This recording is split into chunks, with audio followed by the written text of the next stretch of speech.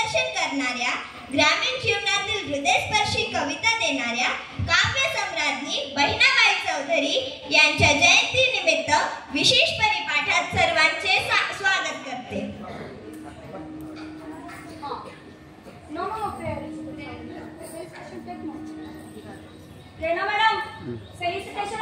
मी सर्व मान्यवरांना विनंती करते की त्यांनी मंचावर येऊन बहिणाबाई चौधरी यांच्या प्रतिमेचे पूजन करावे.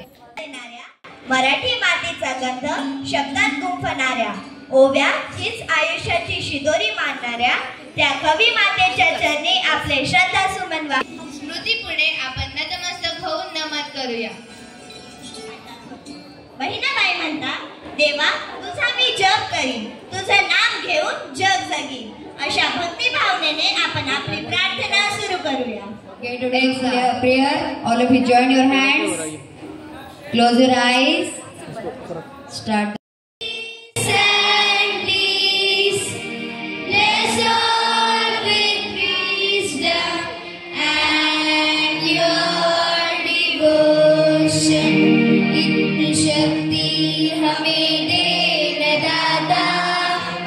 मन का विश्वास कमजोर होना, इतनी शक्ति हमें दे दाता. मन का कोई भूल होना, इतनी शक्ति.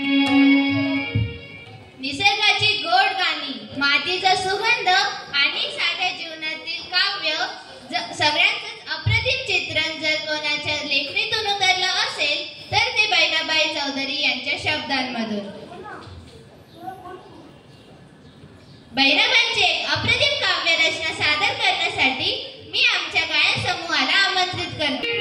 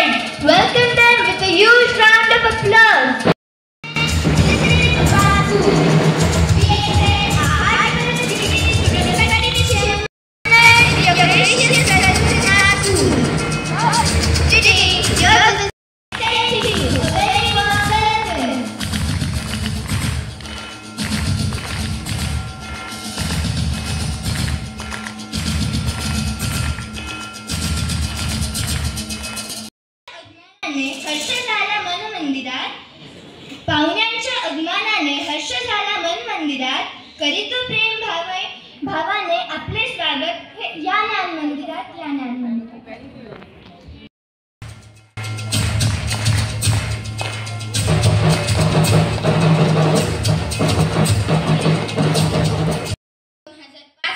गोविंद विनायक करंदीकर यांना ज्ञानपीठ पुरस्कार प्रदान करण्यात आला.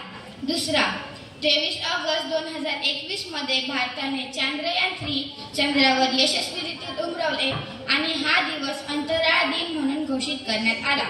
तिसरा, मित्रांनो, उद्या म्हणजे 24 ऑगस्ट या दिवशी महान कवयित्री बहिणाबाई चौधरी यांची जयंती साजरी केली जाते. त्यांचा जन्म 24 ऑगस्ट 1880 मध्ये झाला. धन्यवाद. आपण आजच्या दिवसाची माहिती ऐकली.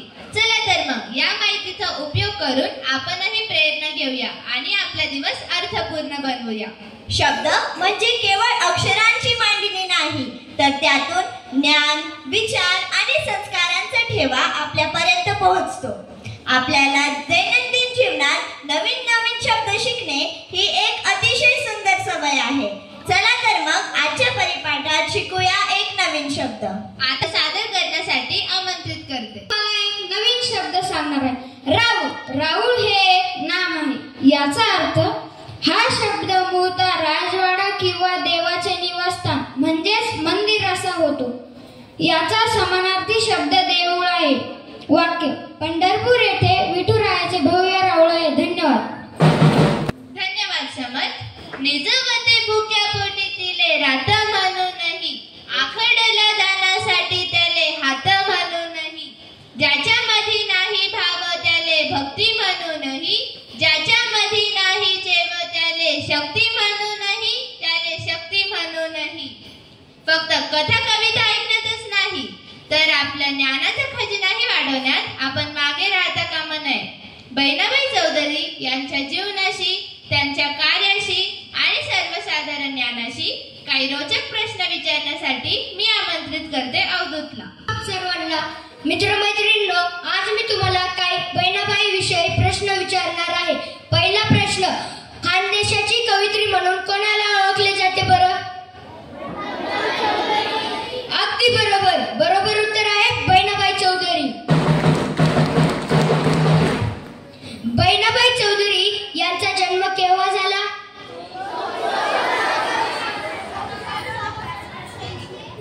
अगदी बरोबर. बरोबर उत्तर आहे 24 ऑगस्ट 1880 रोजी झाला. माझा तिसरा प्रश्न, बहिणाबाई यांचे पूर्ण नाव काय होते बरं? मी प्रश्न पुन्हा विचारतो. बहिणाबाई यांचे पूर्ण नाव काय होते बरं? बरोबर उत्तर आहे बहिणाबाई नथुजी चौधरी. माझा चौथा प्रश्न, बहिणाबाईंनी कोणत्या भाषेत कविता लिहिल्या? चुकीचे. बरोबर उत्तर आहे खानदेशाची बोली भाषा म्हणजेच आयराणी भाषेत. पाचवा प्रश्न, कोणत्या विद्यापीठाला बहिणाबाई यांच्या नावावर देण्यात आले होते? मी प्रश्न पुन्हा विचारतो. कोणत्या विद्यापीठाला बहिणाबाईच्या नावावर देण्यात आले होते? बरोबर उत्तर आहे जळगाव येथील विद्यापीठाला कवयित्री बहिणाबाई चौधरी उत्तर महाराष्ट्र विद्यापीठ असे नाव देण्यात आले होते. धन्यवाद. धन्यवाद अवधूत. बहिणाबाई विषयी अनेक परंजक गोष्टी आणि माहिती आहे. हे जाणून घेण्यासाठी मी आमंत्रित करते आरवला.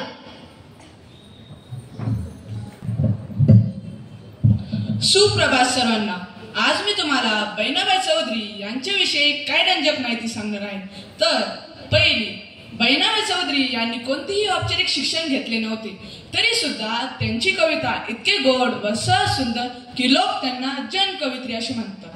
दुसरं, बहिणाबाई या सामान्य ग्रामीण स्त्री होत्या, पण त्यांच्या साध्या जीवनातले अनुभवच पुढे महान कवितात उतरले. तिसरं, बहिणाबाईच्या कवितेतील भाषा ही खानदेशीतील बोली भाषा म्हणजेच अहिराणी भाषामध्ये बहिणाबाईंनी त्यांची सर्व कविता रचल्या. चौथं, बहिणाबाई हयात असताना ते कवयित्री म्हणून कोणालाही माहीत नव्हते.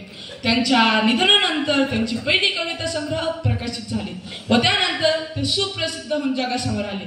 धन्यवाद. धन्यवाद आरव.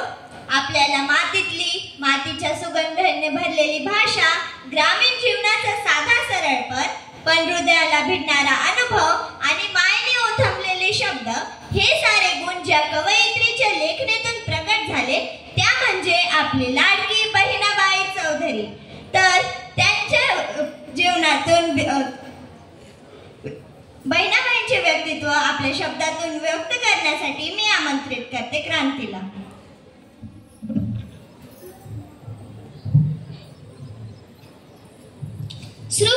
सुप्रभात सर्वांना.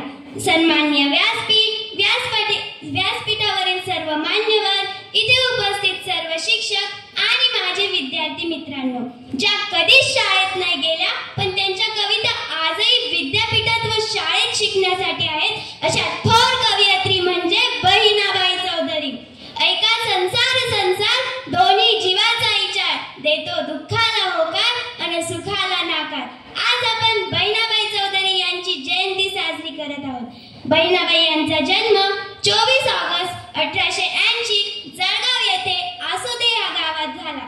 त्यांच्या वडिलांचे नाव उखाजी महाजन व त्यांच्या आईचे नाव भीमाई असे होते. त्यांचे माहेर आसोदे आणि सासर जळगाव होते. नथुजी खंडेराव चौधरी यांच्याशी बहिणाबाई 13 वर्षाच्या असताना लग्न झालं. म्हणजेच 1893 साली त्यांचं लग्न झालं. अरे खोप्यामध्ये खोपा, सुगरणीचा खोपा, तसेच अरे संसार जसा तवा चुल्यावर आधी हाताला चटके तेव्हा मिळते भाकर. हे साधे शब्द पण किती सुंदर आणि अर्थबोध आहेत ना. लिहिता वाचता न येणाऱ्या बहिणाबाई किती सहज आपल्याला संसारातील गोष्टी सांगतात. बहिणाबाईच्या निधनानंतर 1952 सालच्या दिवाळीच्या एक दिवस आधी बहिणाबाईंचे चिरंजीव सोपानदेव चौधरी आचार्य अंत्रेनं यांच्याकडे काही कामानिमित्त गेले होते. त्यावेळी त्यांच्या हातात एक कविताची वही होती. यावेळी त्यांनी एक त्यांच्या आईची कविता त्यांना गाऊन दाखवली. येरीत दोन मोठा, दोन्ही मध्ये पाणी एक, मोठ हकलतो एक, जीव पोसतो किती. ही ऐकताच आचार्य अंत्रेनी ती कविताची चोपडी खसकन ओढून घेतली आणि आदाशासारख्या साऱ्या कविता चाळल्या आणि जोरात ओरडले, अहो हे 52 काळशी सोने आहे. महाराष्ट्रापासून लपवून ठेवणे हा गुन्हा आहे. बहिणाबाईंच्या कविता सोपानदेव आणि त्यांच्या भावाने लिहिलेल्या होत्या. बहिणाबाईंच्या मृत्यूनंतर त्यांच्या साहित्यामध्ये त्यांना ही वही सापडली होती. अशिक्षित असूनही बहिणाबाई चौधरीच्या नावावरूनच जळगावच्या उत्तर महाराष्ट्र विद्यापीठाचे नाव कवयित्री बहिणाबाई चौधरी उत्तर महाराष्ट्र विद्यापीठ असे ठेवण्यात आले. बहिणाबाई कष्टाळू होत्या. स्वतःच्या सामर्थ्यावर त्यांचा विश्वास होता. देववादापेक्षा प्रयत्नवाद श्रेष्ठ आहे अशी त्यांची धारणा होती. उलट त्या धीराने जीवनाला समोर गेल्या. हेच त्यांचे जीवनविषयक तंत्रज्ञान वेगळेपण आहे. आजच्या स्त्रियांनी बहिणाबाईकडून काय घ्यावे? अशिक्षित असूनही ग्रामीण भागातील एक स्त्री अद्भुत काव्य करू शकते, तर शाळेत शिक्षण घेणारे आपण उच्च शिक्षण आजच्या आधुनिक जगातील स्त्री आपल्याला नव्या दृष्टीने व नव्या विचाराने इतिहास घडू शकते. शेवटी मी जाता जाता बहिणाबाई यांच्या काही सुंदर ओळी गाऊन दाखवते.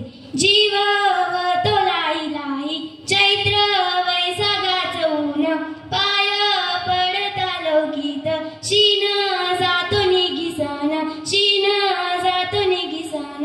धन्यवाद क्रांती. आता आपल्या परिपाठाचा एक आगळा वेगळा आणि मनाला भेटणारा क्षण आहे. मित्रांनो, आपण कवितेतून, कथेतून आणि पुस्तकातून बहिणाबाई चौधरी यांना ओळखतो. या मुलाखतीतून आपण जाणून घेऊ त्यांच्या बालपणाच्या आठवणी, कविता लिहिण्यामागचं रहस्य आणि त्यांचा जीवन प्रवास. ही मुलाखत घेण्यासाठी मी आमंत्रित करते समृद्धीला. आज या खास दिवशी आपण आपल्या शाळेमध्ये एका महान कवयित्री, लोकप्रिय बहिणाबाई चौधरी यांना विशेष आमंत्रित केले आहे. आपण त्यांच्या शब्दातून त्यांच्या जीवनाविषयी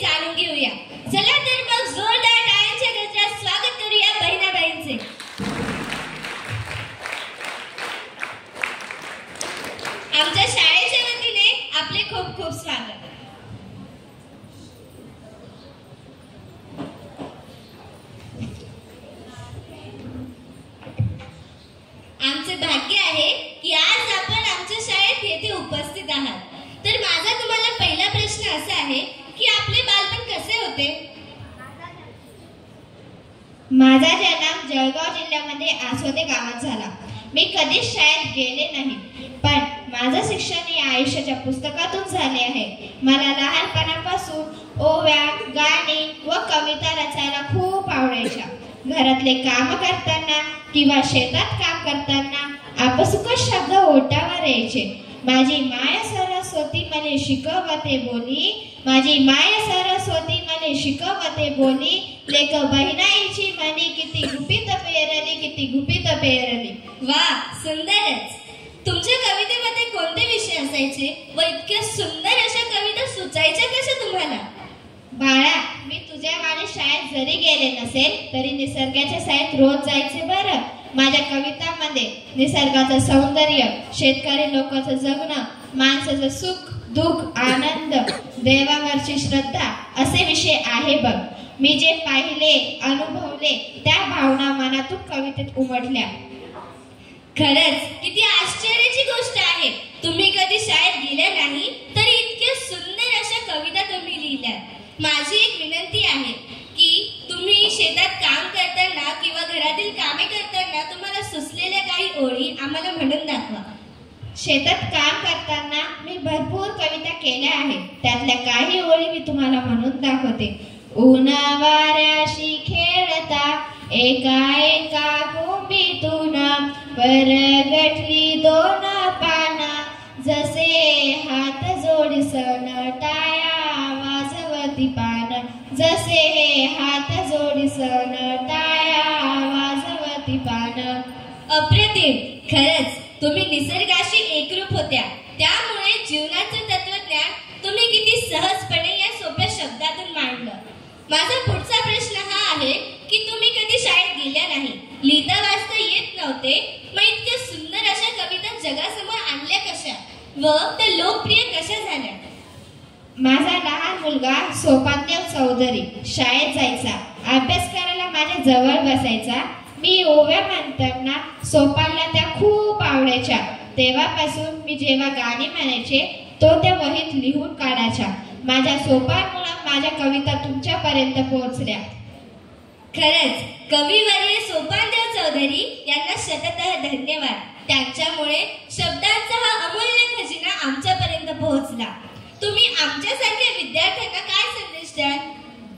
लेकरांनो, साधेपणा, कष्ट आणि निसर्गाविषयी प्रेम हेच आयुष्याचं खरं सौंदर्य आहे. आपल्या अवतीभोवती डोळसपणे बघा, म्हणजे तुम्हाला सुंदर गोष्टी दिसतील. शिक्षण घ्या, मोठे व्हा, उच्च पदावर जा, पण आपल्या मातेशी, आपल्या संस्कृतीशी कायम जोडलेले राहा.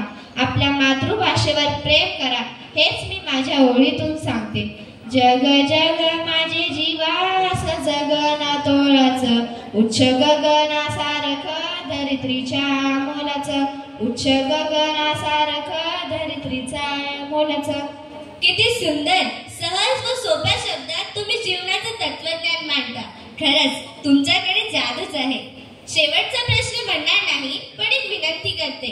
तुमची मन वढाय वढाय ही कविता मला अतिशय आवडते. तिच्या काही ओळी आपण सोबत म्हणून या सुंदर अशा मुलाखतीचा समारोप करूया. मन वढाय वढाय उभ्या पिकातल ढोर, किती हाकला हाकला फेरी येत पिकावर, मन पाखरू पाखरू याची काय सांगू मात, आता होत भुईवर गेला गेला भयात, गेला गेला भयात. धन्यवाद. किती साध्या भाषेत पण मनाला भेटणारी ही मुलाखत झाली. बहिणाबाईंच्या आयुष्याचा संघर्ष, त्यांचे अनुभव आणि कविता आपल्याला प्रेरणा देतात. आजच्या पिढीने त्यांच्या कवितेतून शिकून जीवन जगावे, हाच संदेश या मुलाखतीतून आपल्याला मिळतो. तर टाळ्यांच्या गजरात आपण बहिणाबाईंचे आभार मानूया.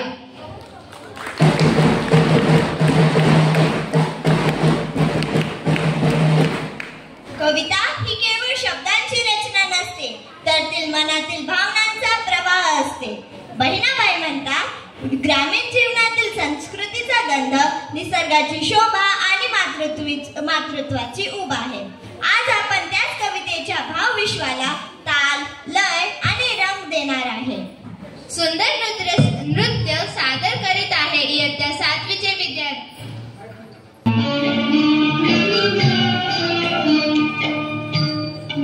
संसार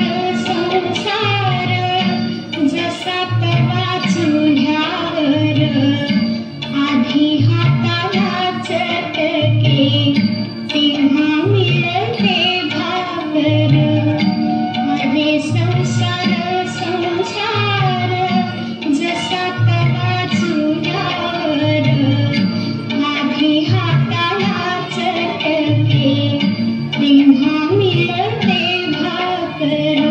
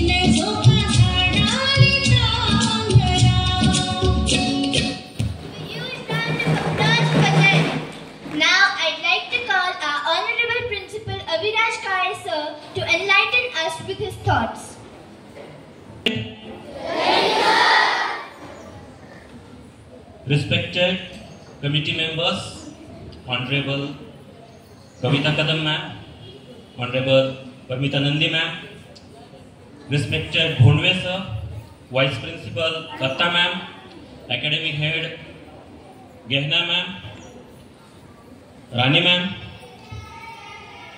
Manager Gole sir, my dear teachers and dear students. Firstly, from the behalf of Bhonwe Patil Public School, I welcome to our honorable committee members, and I would like to tell you to both the committee members that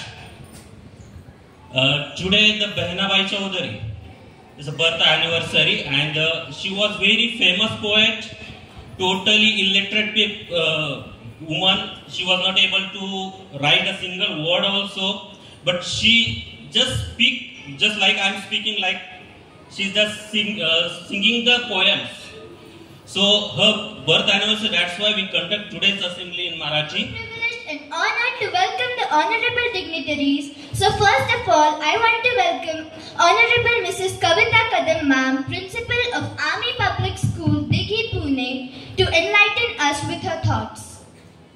Good morning, everyone. Good morning, ma'am. Respected Principal Sir, Management of Bhonwe Patil Public School, Paramita ma'am, dear children and respected teachers also. Thank you so much for such a warm welcome today. We were really, overwhelmed by seeing the children standing there, scouting guides welcoming us. And the beautiful program you people have presented, it's looking so awesome, like, small mini annual day it was appearing to me, sir. And that's really great. The more emphasis has to be really on value education, which I could see that today you are celebrating the anniversary of Bahinabai Chaudhary, who was an illiterate woman, but look at the education what she has given to the world today. So many poems she has written, and who has taken those poems? Her son, right? So वो खुद पढ़ी लिखी नहीं थी, but उन्होंने जो कुछ लिखा वो सिर्फ गा गा के लिखा, और शिक्षा को कोई रोक नहीं सकता है, ठीक है? शिक्षा का माध्यम केवल विद्यालय नहीं होता है, शिक्षा का माध्यम होता है यहाँ वहाँ देखना, यहाँ से सीखना, किसी की गलतियों से सीखना। शिक्षा यही होती है बच्चों। और सबसे महत्वपूर्ण बात यह है कि सर ने बताई है, विराट सर ने, वैल्यू एजुकेशन ये सबसे ज्यादा महत्वपूर्ण है आज की दुनिया में, और हमें अपना देश वाकई में 2030 तक एक बहुत ही उन्नत देश बनाना है। इसके लिए आप सभी करीबन 10-15 साल के बाद एक बहुत ही महान भारतीय बनने वाले हो या नहीं बनने वाले हो? यस, बहुत बहुत धन्यवाद। और मुझे पूरी आशा है आप सभी को बहुत ही अच्छा यहाँ पे शिक्षा मिल रही है, और जो आपने बच्चों बहुत कॉन्फिडेंस मुझे बहुत ज़्यादा नजर आया बच्चों में। बिल्कुल भी बच्चों ने पेपर का इस्तेमाल नहीं किया, बिना पेपर के आप लोगों ने रीडिंग किया है, इनकी जीवनी को याद किया है। वो एक आसान काम नहीं है, और ये एक दिन का काम नहीं है, ये बहुत रोज रोज की पढ़ाई का ही ये असर होता है बेसिकली। सो बहुत बहुत धन्यवाद हमारे स्वागत के लिए जो आपने किया, बच्चों ने बहुत अच्छा प्रोग्राम किया है। Thank you so much end all the best बच्चों। आप जो भी करो मन से करो, अगर आप मन से करोगे आपको कोई रोक नहीं सकता है, और अच्छा ही करो, बिकॉज आप ही जाके हमारे देश का भविष्य बनने वाले हो। जय Hind. Really motivated us. It is our privilege to have with us Honorable Mrs. Parinita Nandi ma'am, Principal of Army Public School, Dehu, Pune, on the stage. Let's have a very energetic good morning, yes? Good morning, children. Good morning, ma'am. Wonderful. Thank you so much for welcoming us over here. It is always wonderful to see such smiling faces. And you know what even your sir said and this ma'am said, learning is everywhere. आप कहीं भी, कहीं से भी, किसी से भी learn कर सकते हैं। जैसे आज मैंने सीखा, इनके बारे में मुझे नहीं पता था, बहिनाबाई चौधरी के बारे में आज मैंने सीखा, आप लोगों से सीखा, right? So you can learn every time, always, all the time in your life. Special congratulations to class 7 children. You did a fantastic job. Can we have a round of applause for them? I'm very, very happy to come to your school and see your school. Thank you very much. God bless you. Thank you, ma'am. Thank you ma'am. इयत्ता 7वीच्या वतीने अरे खोप्यामध्ये खोपा सुगरणीचा चांगला, देखा पिलासाठी 3 झोका झाडाने टांगला.